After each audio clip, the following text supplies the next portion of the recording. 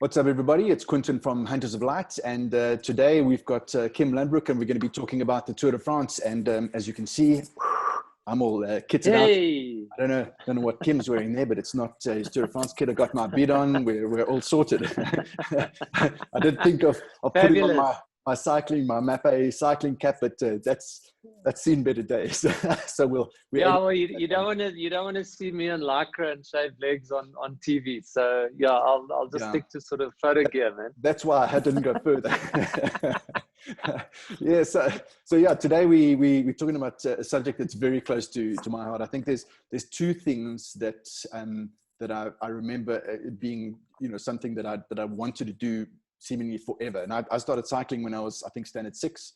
I remember it vividly. It was I was in a rugby jersey. I had drawn a number on a piece of paper, and I pinned it to my back, and I'd got some rubber things over the pedals, and I was bulleting it down Forest Drive in Pinelands in Cape Town, because I'd just seen this thing, which was the Tour de France, and I'm getting goosebumps now just thinking about it. Yeah. It's one of those things that has stayed with me forever. And there's two things that I would have wanted to do, since whenever. And the one was be on a Greenpeace boat, where they're sorting out the whalers, etc. And the other was to be a photographer on the back of a motorbike at the Tour de France. So when I met you at one of the Canon Road shows, and here you were a photographer on the back of a motorbike at the Tour de France, it was just like, dude, immediate sort of hero worship. So I'm dude, excited about the talk, man. Yeah, well, gee, I mean, thanks for the intro. And I mean, I think I'm the same. And hi to everyone who's watching and live, and whoever may watch it sort of taped in the future. Thanks for joining us, and super blessed to just share some experiences of what is really absolutely incredible assignment. And I suppose I'm the same. When I was a lightie, which is a long time ago in the late 80s, I used to ride my DHC sort of steel frame bike with a leather helmet, and I was fully into my cycling. And my brother also, he's a very good cyclist. And so, yeah, the cycling thing has been part of my life, my whole life, and I still ride a lot now. And then, along comes photography. And I also sort of dreamt of seeing the tour, even, never mind shooting it. And then, one thing led to another. And I joined the news agency. I now work for EPA. Presume you can see the slides that I'm showing now. So yeah, I work for an international news agency, and we need to sort of part Kim, of. Kim, we need to share your screen if you're showing some of the slides. So just down at the bottom, share screen, photo mechanic. Oh yeah, now we need to start showing screen. Yeah. There you go, photo mechanic. I see Derek Kutzer is on in the group there, and I know he's a very keen cyclist. I think he used to be a pro. He's definitely going to enjoy this. I've been quite nervous giving this talk because I thought he may chew my ass on a couple of points, It's fine, I'll mute him. My photography is, I'll mute him. So are you seeing my stuff now? Yes, yeah. Okay. So, just going back to the previous one, so I work for a news agency, and part of my role is doing sort of major sport, which I love. And so I've been blessed to have shot, in the last 15, 16 years, World Cup rugby and soccer World Cups, swimming World Cups, and so a real sort of cross section of sport, which I do love, because the one thing I'm going to talk about a little bit in my tour presentation is that sport is news, and that's one aspect of photography, working for a news agency or newspaper. And if you're a professional sports photographer, that you should never forget, it's actually big news. So anyway, one thing leads to another, and I start cycling myself properly, as an amateur about 10 years ago. I then ride my first of 2 Cape Epics myself. I managed to finish, which I'm quite proud of, but I realized I'm never going to win it. And then the penny dropped, sort of 2011. I decided to rather photograph the Epic, and I've now photographed 7 of them. And so that was where my love for cycling photography came about. It was the marriage of the 3 things I love, actually, because I ride a motorbike as well. So it was basically cycling, photography, and motorbike. So the sort of dream was hatched, as it were. And so I sent numerous emails to my sports editor over a number of years, and he was looking at my local cycling coverage, which was like, I covered the Argus a couple of times, and the 94.7 and the Cape Epic. And then he realized, okay, well, Kim knows a bit about cycling, and, you know, he shot big events. So, you know, my big break came in 2014, when I got this like one sentence email, Kim, you're doing the 2014 tour, you know, be in London on this date, because that tour, by the way, started in Leeds in England. Yeah. So, you know, that's sort of how I came to do the first of my 4 Tour de France, which I've now done. So it was also like really a dream of mine. And, you know, just to remind you, up to that first Tour de France, I'd done really massive sport and thought I could handle pressure, you know, because at the news agency level, you're working real time, you know, it's under pressure every day, all day, it's long days. So, you know, I thought I was ready for it, but quite frankly, I wasn't. You know, the tour is a very special beast. So, you know, that's a little intro as you know, how I came about to do my first tour. And I think the one thing I want to dive straight into is just to try and paint a picture to all of you, you know, what the Tour de France actually is. Let's remind ourselves. It's called by many, quite rightly, the world's greatest annual sporting event. Here's a map of France. This is from one of the sort of official guidebooks we get. You know, the Tour de France is approximately 3,500 kilometers. Cyclists from every corner of the planet in the Peloton. Literally millions and millions of people on the side of the road. Look, I don't know how this tour is going to be that starts end of August, but you know, it's not a sporting event in France. It's a cultural event. It's part of their identity.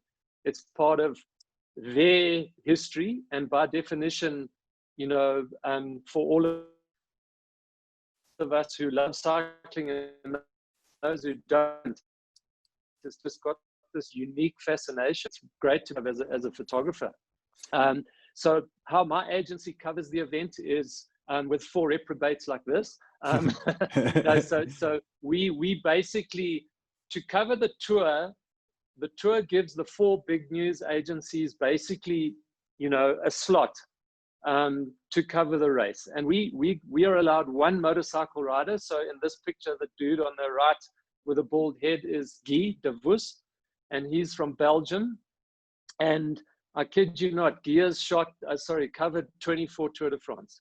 He's covered the Paris-Roubaix countless times, the Giro d'Italia, so on and so forth. So Guy is one of the motor riders that spend their entire life, their entire year, riding in the professional peloton. They are hired by organizations like mine, and TV companies and other journalists to be in the peloton. They have a UCI accreditation and license to be in the peloton. So, you know, Guy basically spends, you know, when it's not a pandemic year, he's sort of up to 250 days a year on his motorbike, you know, taking photographers on the UCI tour. So, you know, Guy's critical. He is like the most important person in our team of 4.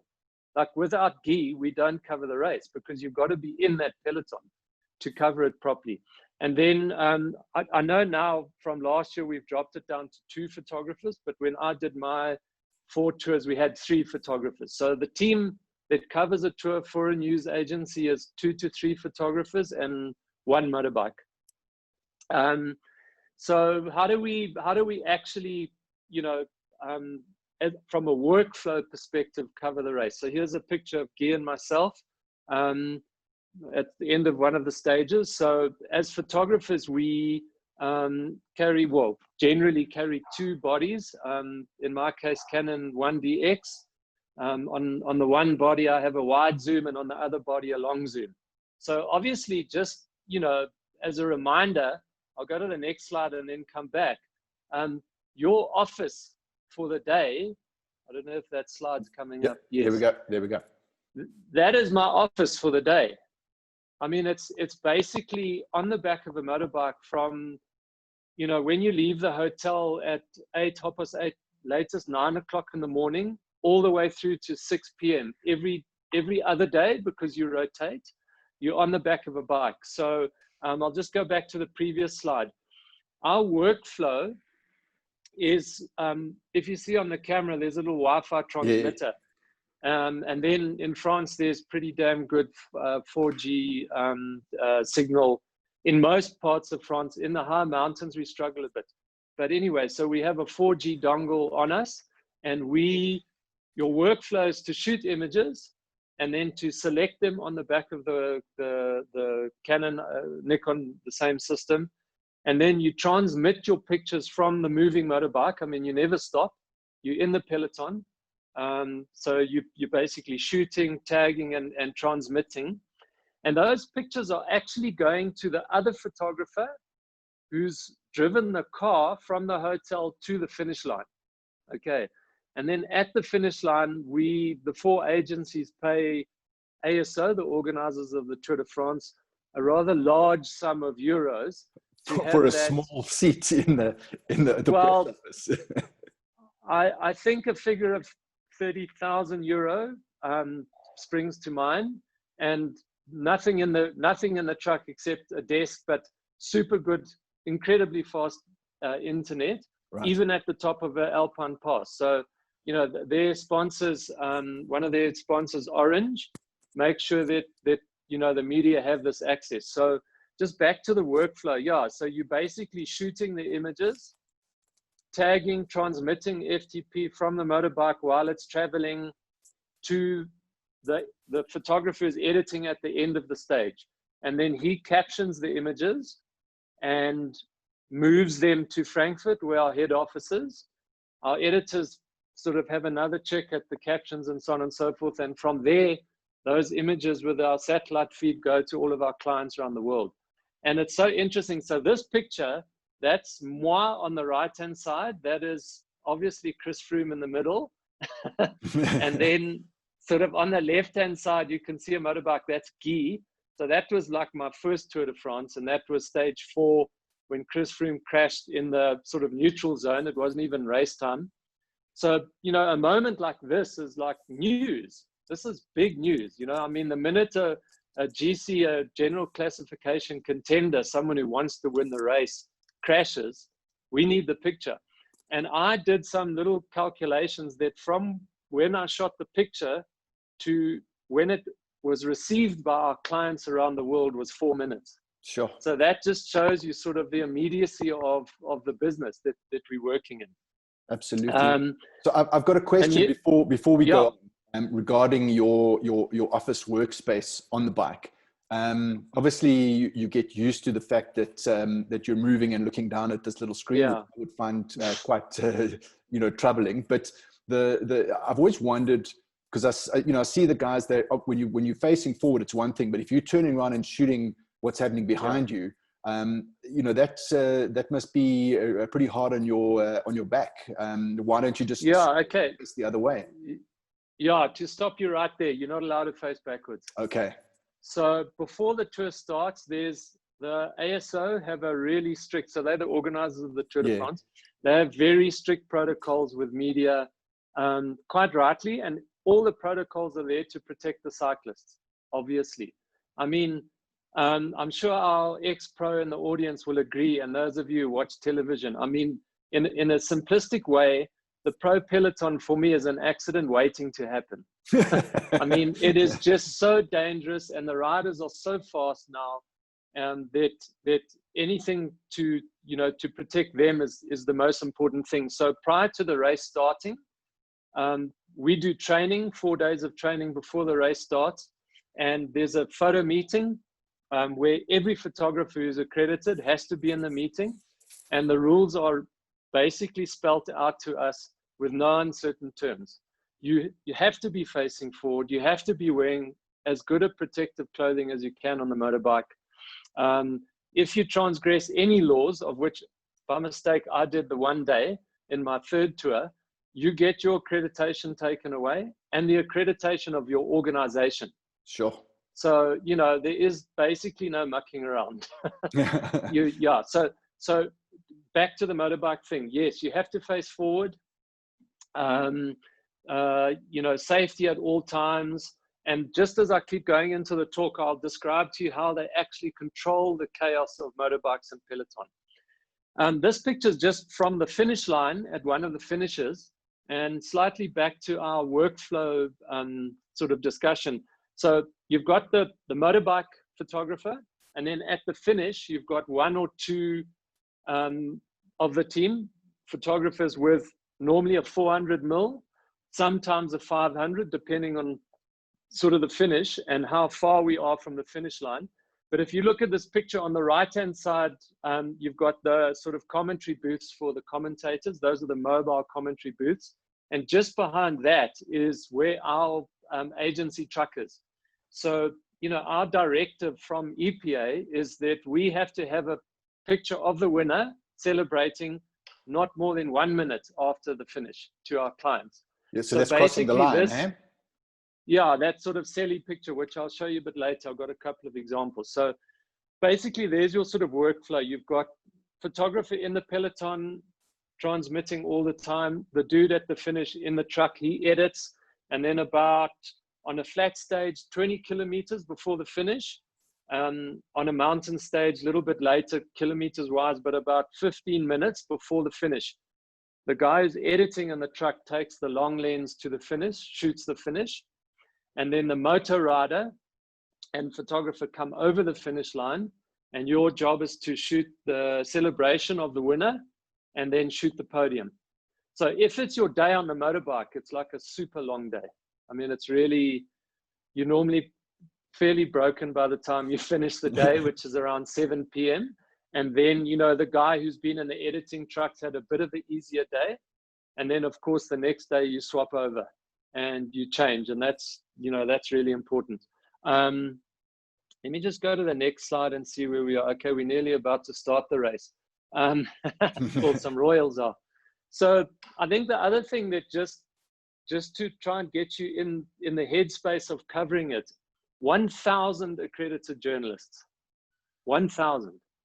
This, you know, if you go and shoot 99% of other sports, they're in a stadium. There's one venue. Yeah, yeah. The thing about cycling and stage racing particularly is that the stadium is 3,500 kilometers long. So every single day you're moving. It's a new stage. It's a new town, start town. It's a new finish town. So we do 6,500 to 7,000 kilometers per race in the car. That's the, you know, the other 3,500 is the transfers between the long stages.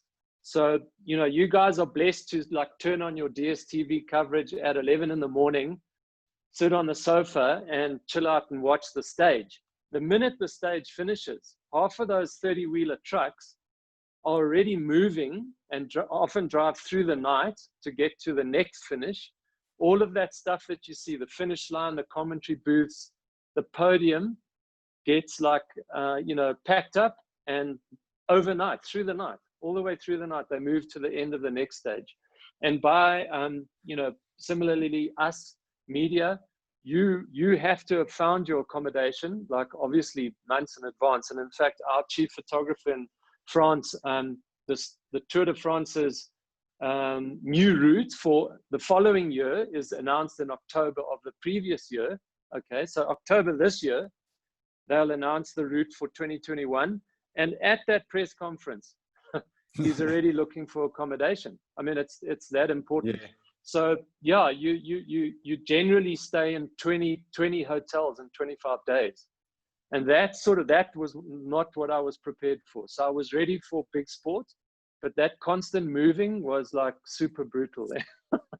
Yeah, I can imagine. And the same day that the route is announced for the next year, all the camper vans in the whole of Europe are already booked out for people, you know, wanting to follow it. And I mean, yeah, so, you know, let me keep showing you some pictures. Then I'll discuss a little bit later how much more of a groupie I am of your professional cyclist, because you know, if it was hard on me and all I was effectively doing was sitting on the back of a motorbike, Yeah.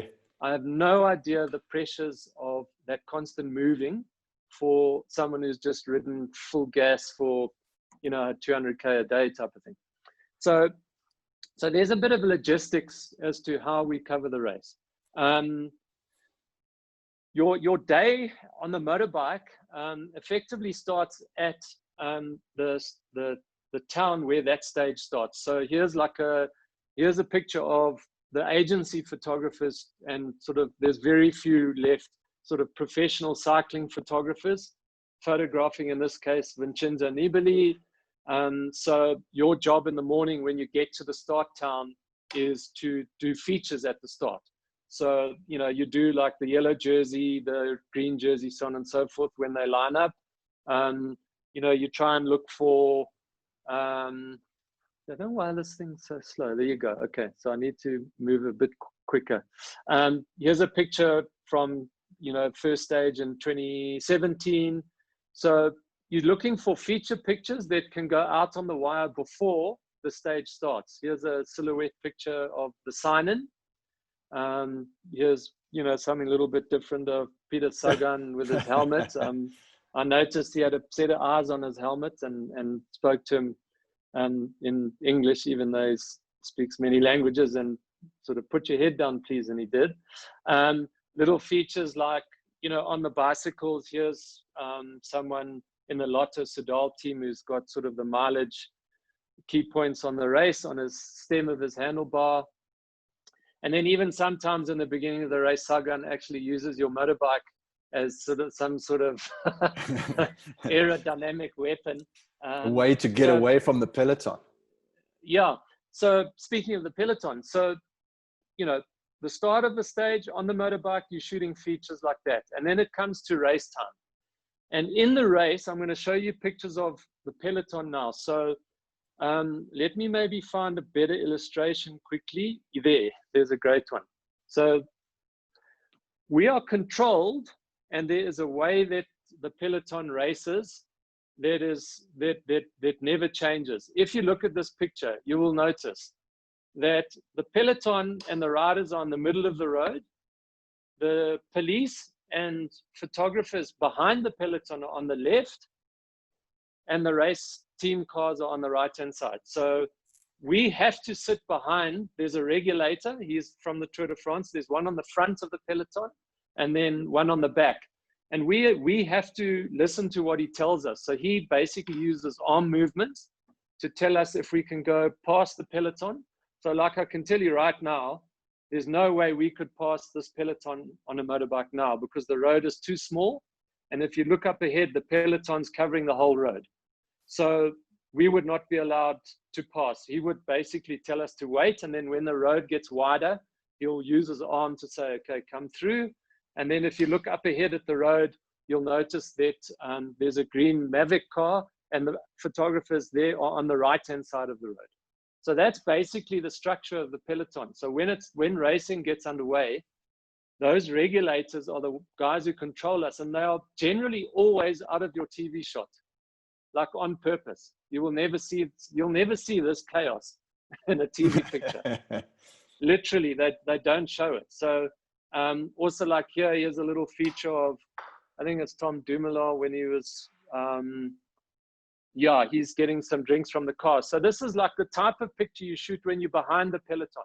So when you're behind the peloton and there's nothing really to shoot, there's two things you're doing. You're waiting for crashes. If they happen, you're on the crashed riders or the medics or whatever, because obviously you're behind the peloton, or you're looking for riders coming up for drinks and stuff like that. Sometimes, obviously, you're getting off the bike very briefly. Like here, this is my last tour. That's Froome on the cobbles on the Roubaix stage. That was stage 9. So sometimes, obviously, you're getting off the bike on sharp corners like this, but always momentarily. It's a very quick thing to do. Just while we're on this picture here, so obviously, if you stop and wait for the action to come past you, potentially you haven't got a way to get past them again. So I'm assuming you know routes that go sideways and around, etc. Yeah. Okay. So perfect lead into this segment of pictures. So if you're not shooting mega race action, so if you've got a very flat stage and there's no real action, you've got a normal, I won't say boring Tour de France stage, but you've got a stage where there's a breakaway and there's a peloton together and it's flat, and they're going to ride together until about 50K before the finish, before the sprinters team trains start to guide them to a sprint finish. Nothing's really happening. So what you do then is, especially if you've only got one motorbike, is you then wait for a chance to pass the peloton, and you go ahead and you look for features. So in this case, I've come into the section now where I describe how you shoot features. So here's a classic. It was a boring day. I said to Guy, listen, man, let's go in front of the peloton. There was a point at which we were allowed to pass. The regulator says, go. You go up ahead and you look for anything that's visual. So in this case, I found this old camper van. It was a Belgian guy with his two kids, and 1635 on about 16 mil, and climb inside the camper and boom, wait for the peloton to come past. So if it's a sort of, fairly boring flat stage, peloton pictures in the beginning, in the middle, features. This was a really flat, rainy day, another sort of semi-classic, almost cliched daily feature. That's in the sunflowers. You shoot. Oh man, I hate sunflowers. I actually haven't included a picture in here. I really hate sunflowers. That's like the ultimate cliche. So yeah, you're trying to be creative. You're looking for something that's visual. Some people climb into people's houses, shoot through the window while they eat breakfast or lunch at their table. So you're trying to be creative, but you're always having to keep up with where the peloton's going, and you're definitely taking a slight risk, because if there's a major crash or something major happens, you're going to miss it. But you also can't think like that. I mean, you can't run your whole race worrying about things you're going to miss. And in fact, on that topic, the Tour de France taught me one really brutal lesson. Like, some days you will be on the pictures and you'll have a great day behind the camera. The next day you'll wake up and you'll miss stuff and you just won't have a great day. The tour teaches you to let go of that, because you can't change anything, and you must just get back behind the lens the next day, and invariably it'll be better. So it really taught me, because you're working continuously for basically 25, 26 days, sort of 12 hours a day. I mean, you're shooting thousands of images. So you get in this rhythm of continuing to shoot. And if you have a bad day, like, forget about it. So anyway, on my first tour, I've included a sunflowers picture for you, mate. Oh, excellent. You will see these classic pictures of like 15, 20 press photographers, sports photographers in the sunflower field waiting for the peloton to come past.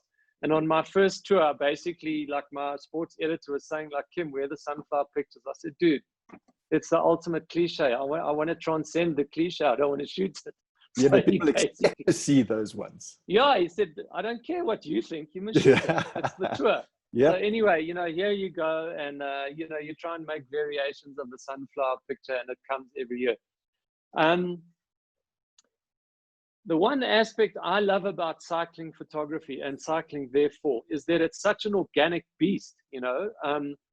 If you consider other sports that we watch and I've photographed, rugby, very visual, but it's sort of the tackle or the try being scored or a line out and so on and so forth. Motorsport's quite tough to shoot because you don't see a human being. They're behind a car, in the car. Yeah. Even bikers, they're in their leathers.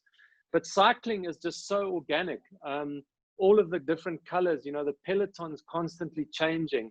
The weather's changing. I mean, as I described earlier, 3,500 kilometer stadium. Some days you wake up and it's peeing down with rain. Other days it's 44 degrees. So, the one thing I love about it is that aspect. Secondly, and I can advise people to always try and look at changing the angle on sport. So generally when we shoot pictures, I'm 5'11", so normally most of us sort of stand and shoot. So the minute you start to change your perspective of things, here's two sort of more vertical pictures. The one I've just showed you was from sort of like a bridge. This is from a helicopter. I was blessed to get sort of 1 hour in a helicopter, long story. So yeah, I mean, just changing your perspective is really good. Changing your shutter speeds, you know, it's obvious technique to show speed. This is Contador. By the way, if you know and love cycling, he was one of the most graceful cyclists I've ever seen. Really? Like he just, you know, most pros anyway make it look so easy for what they're doing, but he just looked so graceful, and he was such a pleasure to photograph, actually. So, you know, there's a little bit of brief description. In your normal day, you're shooting the Peloton, you're waiting for breaking news, you're going ahead of the Peloton to shoot features. The other aspect that's real fascinating, which is tough to cover actually, is the time trial. So in every tour, there's always one, but sometimes two, certainly one individual time trial or team time trial.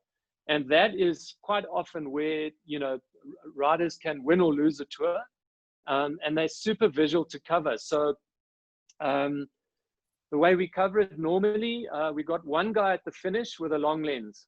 Now here's the tricky bit.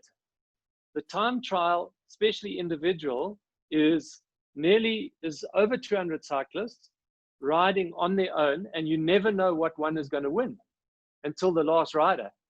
So it's such a difficult and long day. So what we do is we always scout the time trial route the morning before the time trial. We drive it, or we go on the motorbike and we try and scout a good visual place for a static position. Then the person at the end, we literally have to go on form, so we know who's a good time trialist, Rowan Dennis, you know, Chris Froome, so on and so forth.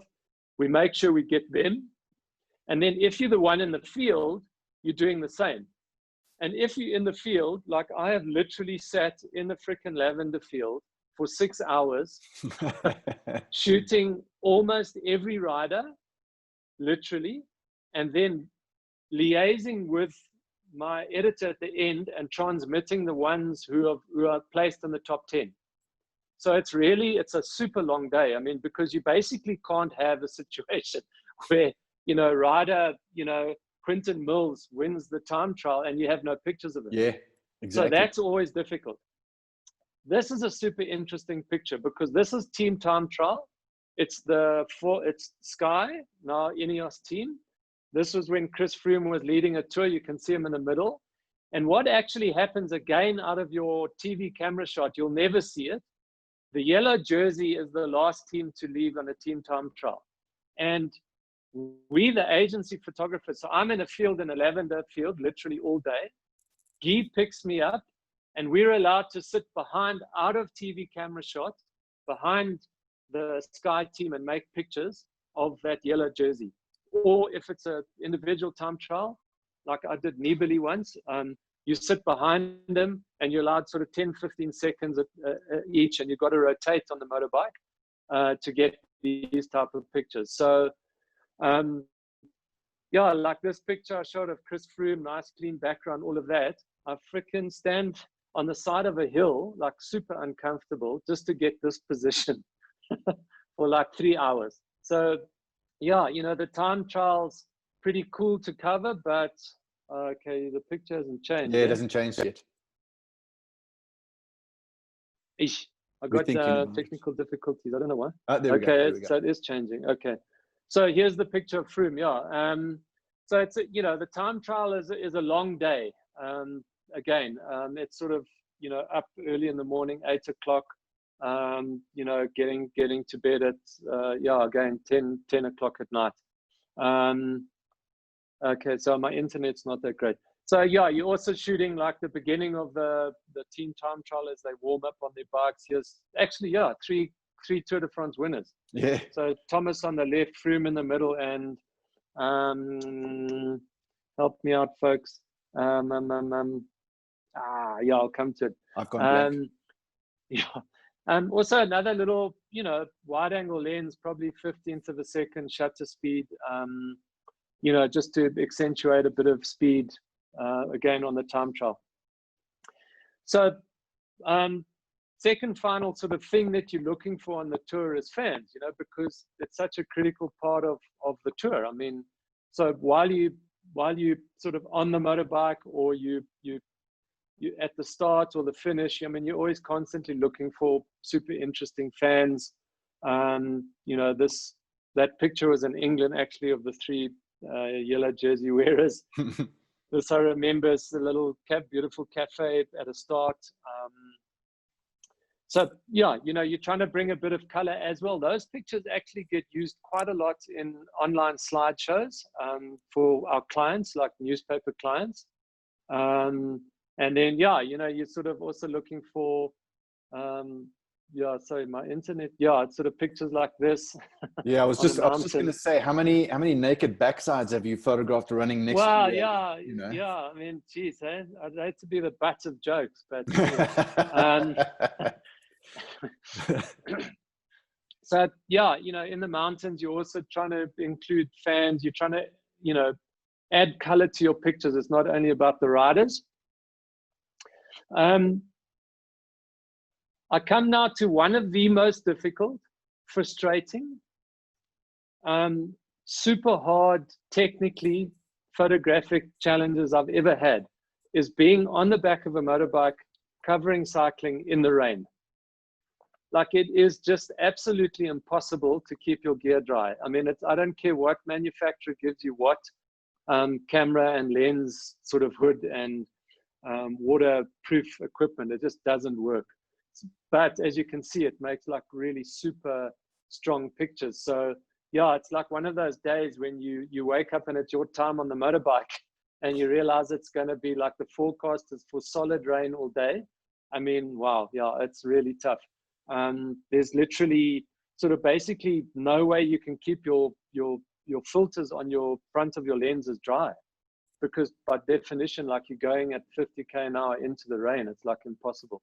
Exactly. So yeah, it's like super hard. But as I've mentioned, you know, here's a picture of Contador after super hard day. It adds real depth to the cycling pictures. I think rain is one thing, but you know, if you're doing you know, one of the Dutch classics on cobbles, you know, if you've got rain there, you're certainly not going to have any color on your body. So I can only imagine how much mud and that sort of thing is going to be all over and in your camera as well. Yeah, no, I mean, I've been blessed to do on my tours. I've done 2 stages on cobble. So the last tour I did was stage 9, was almost the full Paris-Roubaix route. Yeah. And on that score, fortunately, it was like a dry day, but super dusty. Actually, I was going to include a picture of my face that my colleague shot when I got off the bike. I mean, it was like 1,000-yard stare, like totally like PTSD look, and just almost black with dirt. Yeah. And in that stage, it's like it's nice because Guy, the biker, has done the Roubaix so many times that in that case he knows all of the little private roads to take, which you have to take. You simply cannot keep up with the leaders on the road. It's impossible. Yeah. So that's definitely, all of the classics are about taking cuts to famous corners or good visual places on the route. Just a question there from Derek. Yeah. Obviously, the other thing about being on the back of a motorbike when you, whether it's raining or whether it's dry, and you're following a breakaway down one of those alpine passes, I mean, that must be, you know, butt clenching, puckering time, because, you know, you're hitting 80 Ks, 100 Ks an hour. You've got to slow for that hairpin corner and then gun it out of there. What is that like? Yeah, I mean, you know, it is extremely difficult. And, you know, I've always spoken openly without any issues about my job and challenges and so on and so forth. Even as a biker. So before I did my first tour, I'd been riding motorbikes myself for 15, 16 years. You know, I found my first couple of alpine pass descents super scary. Then I realized, you know, there's nothing I can do about a possible crash. I mean, it's not sounding blasé, but you have to just, not physically, but you've got to sort of let go. Yeah, you've got to trust. Guy. Yeah. You have to trust. And, you know, unfortunately, with great respect to some really good photographers who've with EPA and other agencies who've done big sport before but never done cycling, shame. I mean, with respect, man, some of them just don't come back, because it is that scary. I mean, it's really, it's nerve-wracking thinking that we could crash on the motorbike. But for me, you're so scared about hitting a rider or going into the peloton that's the added concern. But yeah, I mean, I've probably done 3 or 4 stages where it has been a raining day in a big mountain passes. And that's just next level. Like to get to the finish, having not crashed is actually a miracle. So it's, yeah, no, seriously. It's like, take the tranquilizers before you get on the bike. So here we go. Here's the beginning of some pictures of mountains. So yeah, mountains, obviously the whole concept about cycling, Tour de France, Grand Tours, is these epic mountain pictures. I like it more than your flat stages. We always look at the route beforehand. Some guys have done enough tours to know exactly what the passes are like and where they're going to get good pictures. A lot of it's luck, but basically you're wanting to get ahead of the lead riders, find a place like this corner. I mean, this is like with a wide zoom, just a little bit of blur bit of flash put in there as they come round. But it is easier in the mountains to pass because by definition, well, they're going 20-25 k an hour up a mountain, which is almost my flat road speed. Yes. but the normal peloton speed is sort of 45 k an hour, 40-45 k an hour. So on the mountain passes, it's easier to get past them going up the mountain. On the way down, though, let me tell you, it's full gas on the motorbike. That your TV footage does not do the speed any justice whatsoever. So you have to keep that in mind, and Guy's really amazing at that.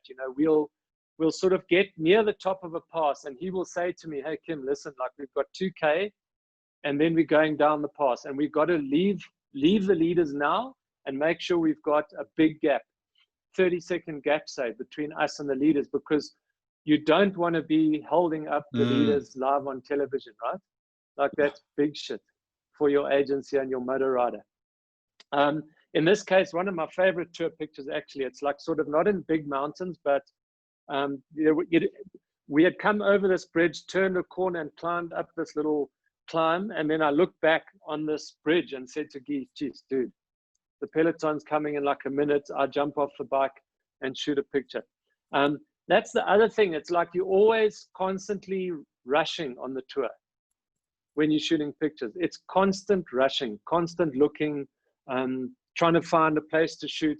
And just one thing I haven't mentioned is in the peloton, just behind the peloton, there's a ASO car, a red one, who's got race radio in it. So in race radio, they speak French and English, and that race radio information goes to all of the team cars, goes to the commentators at the finish, and comes to all of the motorbikes. So on the front of the motorbike, on the dash, we've got a speaker, and we're constantly hearing race radio. I forgot to mention that, sorry. And that's super critical because then we will know if someone crashes. Race radio says Froome crash, number, whatever his number is, crash, or so-and-so needs a tire, or so on and so forth. So in that way, we can actually sort of try and work out what's happening in the race, and race radio is critical. It helps us a lot. So again, here's another one of my favorite pictures. And when I describe to you why I like it, you'll understand. This is the 5 main contenders for the 2017 tour. So that's Contador, Quintana, Nibali, Valverde, and Froome. Okay. But check that picture out. There is not one camper van, not one fan, not one team car, not one helicopter. And so this is like a super rare picture at a tour. Absolutely. You've just got the riders, and it's a split second. So just before and after I shot this frame, so this road turned, as you're looking at the riders, turned right, and I'm at the next level of this pass. I stopped there. I was sitting on the motorbike still. I didn't even get off. And I said, "Guy, wait, stop. and I don't know, probably shot 3 frames and that's it. So yeah, it's really rare for us to get pictures without the freaking white camper vans. And obviously sometimes you want to include the fans, but there's no power cables, no team cars. Yeah, super rare picture. Well, this one looks like they're out for a training ride. Yeah, well, geez, some training ride. So the other thing is, like, you know, on your descents, what you then do is you pick a fast hairpin corner and, you know, you make sure that the motorbike's completely out the way and you stand on the inside of the corner. And yeah, I mean, I sort of slightly misjudged how close I was to the riders on this corner. And I think I may have had a choice word or two from Garen Thomas, who's like in the foreground. Yeah, so, I'm sure that, you know, looks a little close there. Yeah, that's a Welsh swear there. So here's another one of my favorite pictures. And quite honestly, this picture is all up to Guy. Like, honestly, on this stage, Guy said, Kim, we're going over this dam. There's a great picture there. So we shot down the mountain pass, rushed across this dam wall. And this is sort of where the, I don't know what you'd call it, the offices of this dam are. And yeah, we just shot, this is with a 70-200, sort of shot this quite epic picture and quite rare and different, you know, with the Peloton coming over the dam wall and the mountains in the back. So yeah, you know, that's your sort of your other thing you're looking out for, which is the mountain passes.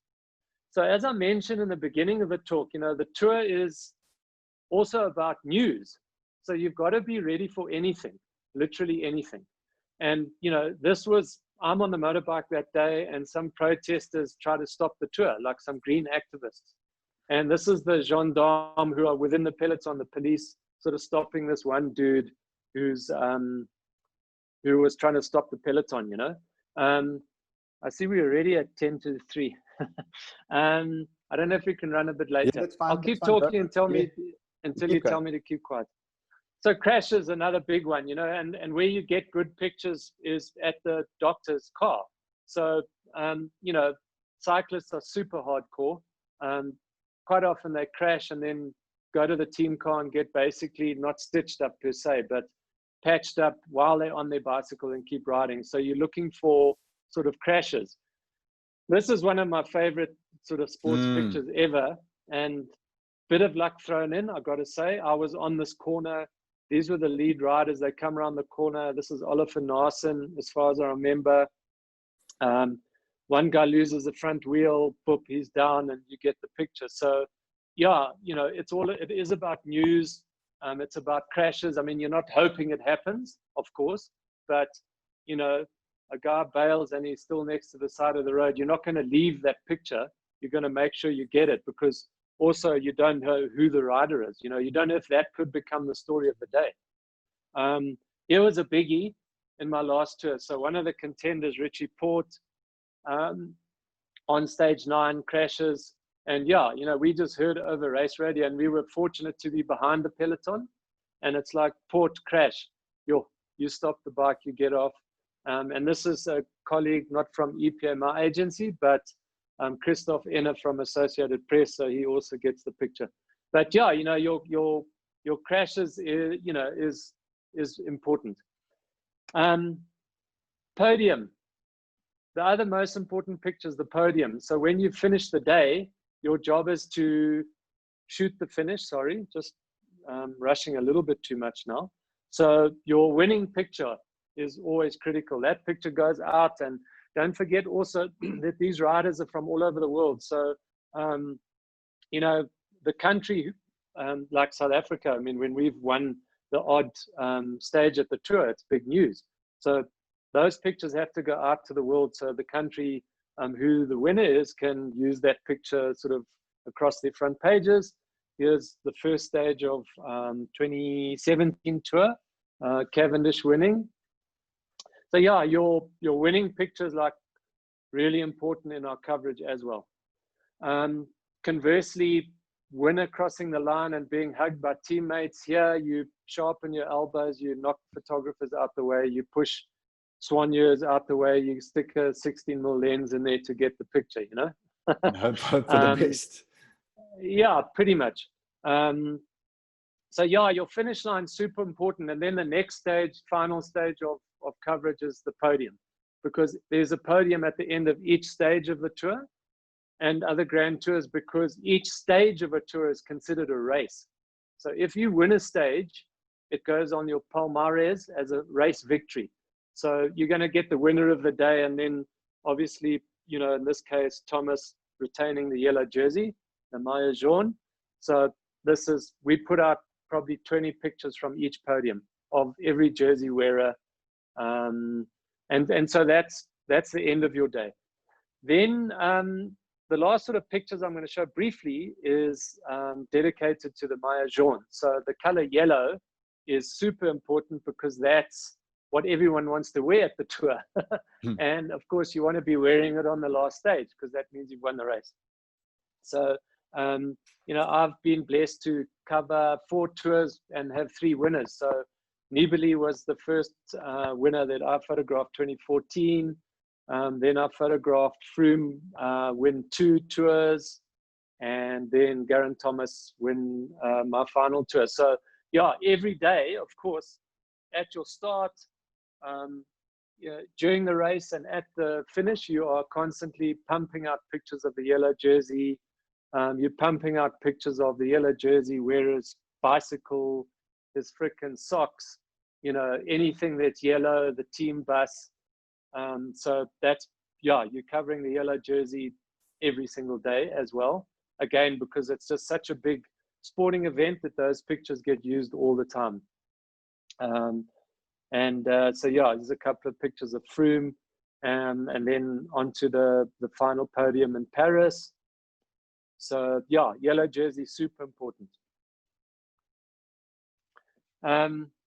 So yeah, Quinton, how are we doing for time? Should I push on to the last segment? Yeah, keep going. That's fine.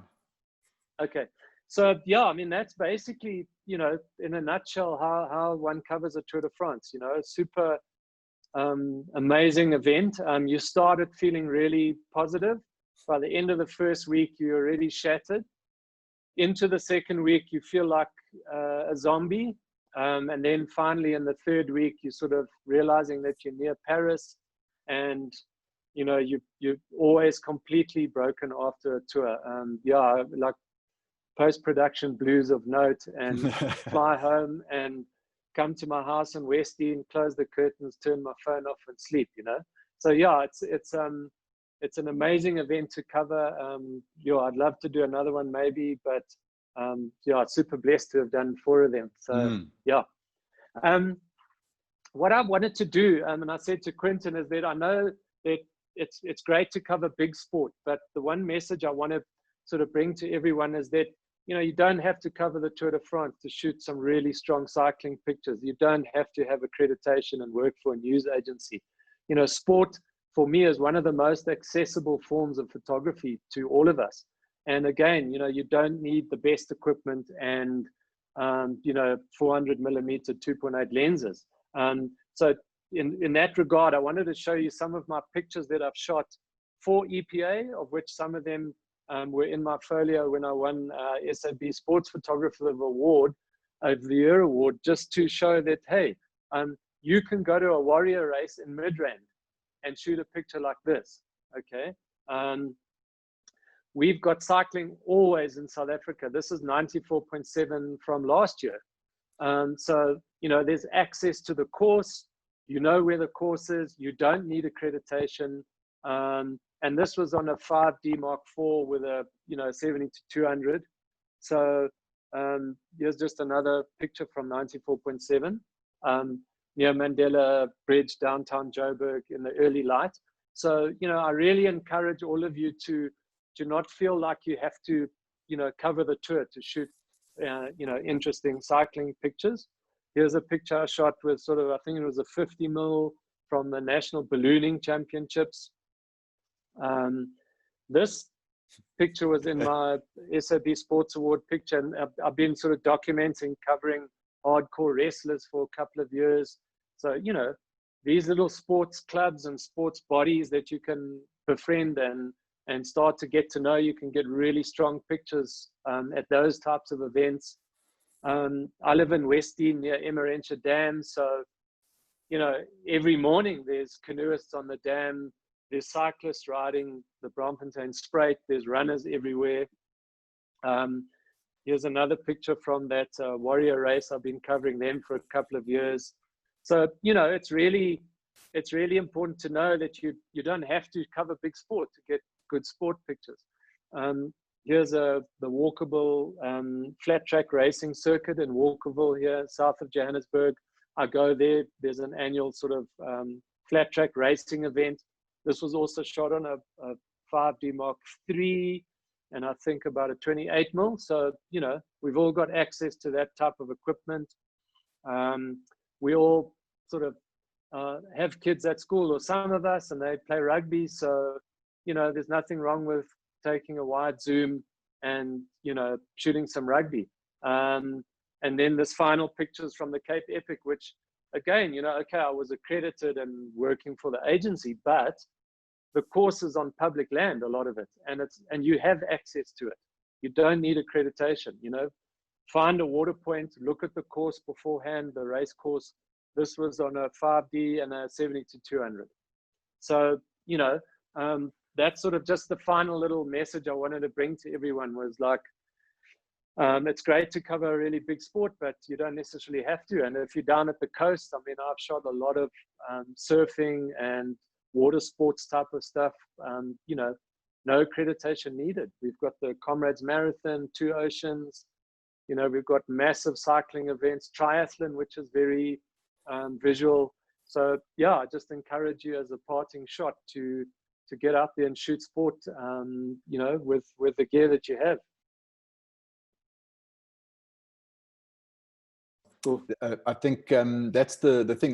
When I was speaking to Anne Lang when she was doing her presentation, you know, the way to build up a portfolio and to get accreditation is to actually go out and shoot, and, you know, and shoot the school events, etc. Because that's where you're going to get a whole lot of images from. You know, you've got access to it, and there you go. All right. So it looks like Kim might have lost his phone there. Can you hear me, Kim? Can you hear me now? Okay. Yeah. So what I'm going to do is we'll just wait for Kim to come back there. But yeah, that's really it. You know, use the gear that you've got, and go and shoot local sports events. You know, as Kim was saying, for things like 94.7 and the Comrades, etc. It's really a case of knowing where the guys are going to be, what the tight points are, or the high activity points are going to be. Go and sit there and take the shots. It's really, if you've got the opportunity to, there's nothing that's going to stop you there. So Kim, are you not able to get back in there because of the fact that you're not with us anymore? I'm going to say thank you very much. That was very cool. I really appreciate your time and your energy and your presentations, and it was great to get a perspective of someone who's actually been on the back of one of those motorbikes. Yeah, it'd be great to see if you're on there again. Thanks, Kim. I appreciate it. Cheers.